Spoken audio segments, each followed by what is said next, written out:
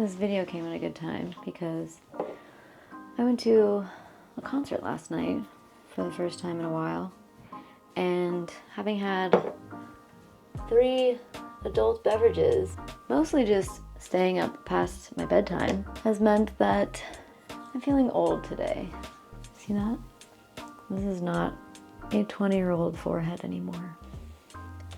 So I am not 30 yet. There are a whole lot of things that I told myself, or at least had envisioned myself doing before I turned the big 3-0. I think the reason why my days now don't more often reflect my ideal future is because I have a lack of focus.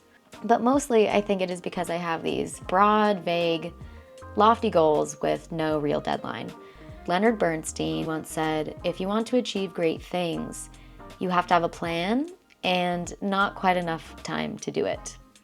And a year is a long time, but it also really isn't. So here I am, enlisting the help of the internet to keep me to my word. As proof of commitment to my 1 year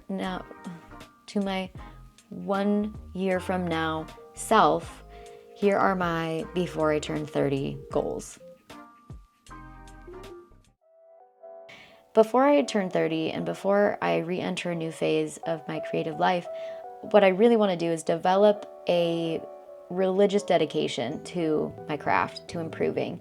And this could look like some ritualistic everyday practice that over time compounds into improving and mastering painting and drawing and all of the things that I love so much. So this one might seem a little silly when paired with some of the ones you'll hear in just a minute. I need to abolish my credit card debt. I need to dig myself out of that hole. And the reason why I haven't already done that, yes, is because I don't make enough in the position that I'm in, but it's also because I haven't made that a top priority. Getting out of credit card debt would solve a lot of my problems.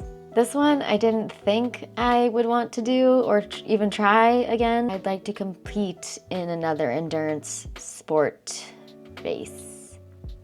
I finished my first marathon this year, and say what you will about turning 30 and starting to run marathons, but they are addicting. There is something really magical about having something to train for that keeps you like laser focused on the daily practice of getting movement and staying healthy.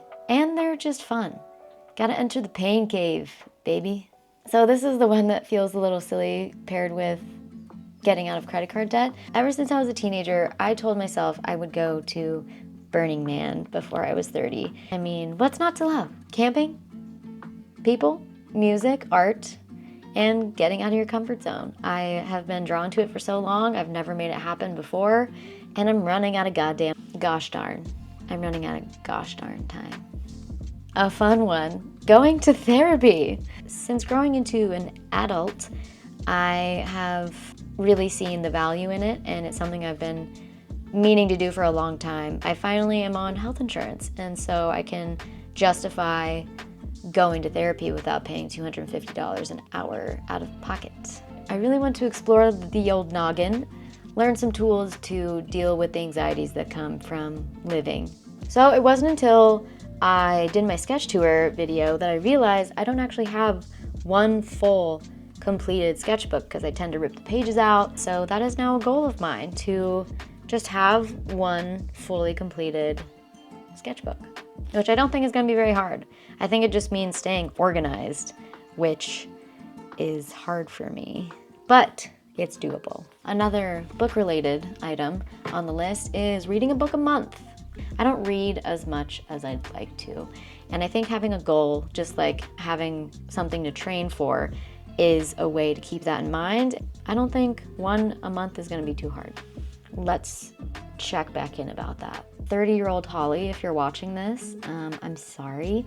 I would really like to run a sub 7:30 mile, which I know isn't very fast for some people, but I haven't run that fast since high school. I'm not going to be able to run my whole life.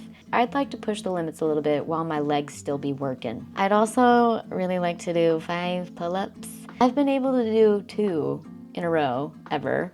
I think it'd be a fun thing to try, or I do now. Anyone that knows me knows that I love summer. I'm a sun worshiper, and having a birthday in December normally means it's cold in the States. For 30, the plan anyway is to go somewhere in the southern hemisphere and find somewhere sunny. And Patagonia has been on my list of places to visit, particularly hiking. Recently, I added seeing an iceberg fall to my bucket list, and apparently that happens down there. Like, look at that.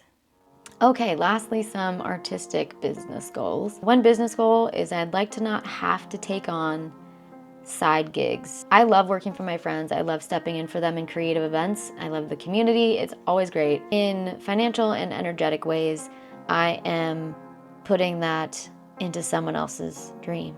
That being a business goal just means putting that same energy into my own career.